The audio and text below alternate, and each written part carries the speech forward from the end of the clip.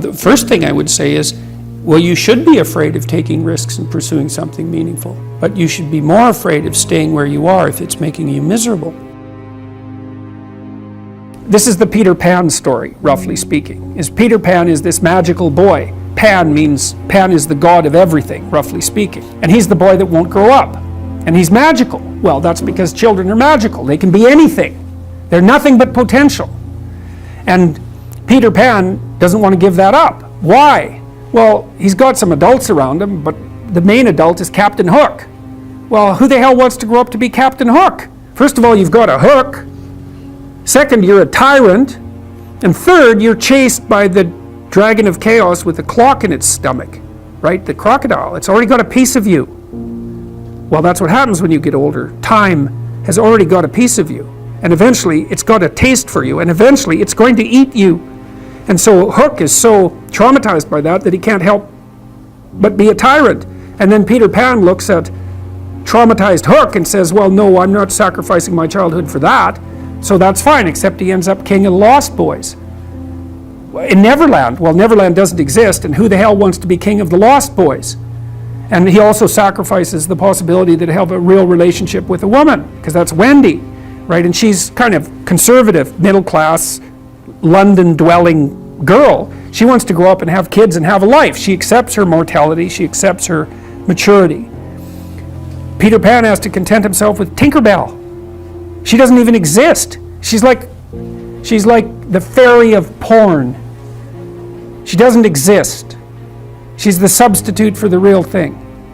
And so, but the dichotomy that you're talking about is very tricky, because there's a sacrificial element in maturation, right? You have to sacrifice the pluripotentiality of childhood for the actuality of a frame. And the question is, well, why would you do that? Well, one reason is it happens to you whether you do it or not. You can either choose your damn limitation, or you can let it take you unaware when you're 30.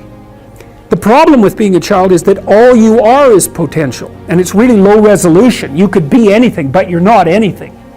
So then you go and you adopt an apprenticeship, roughly speaking, and then you become something. And when you're something, that makes the world open up to you again. Part of the proper path of development in the last half of life was to rediscover the child that you left behind as you were apprenticing.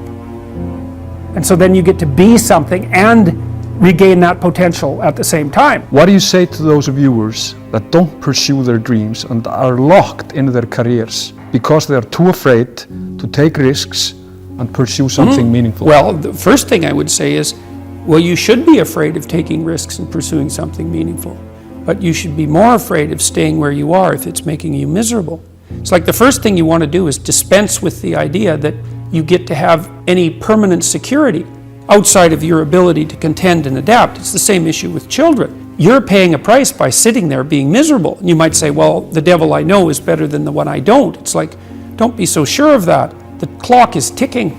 Yeah, and if you're miserable in your job now and you change nothing, in 5 years you'll be much more miserable and you'll be a lot older. It's a luxury to pursue what makes you happy. It's a moral obligation to pursue what you find meaningful. And that doesn't mean it's easy. It might require sacrifice. If you need to change your job too, let's say you have a family and children and a mortgage, you have responsibilities.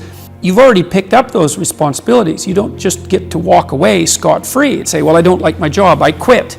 That's no strategy. But what you might have to do is you think, well, this job is killing my soul. All right, so what do I have to do about that? Well, I have to look for another job. Well, no one wants to hire me. It's like, okay, maybe you need to educate yourself. Maybe you need to overcome your fear of being interviewed.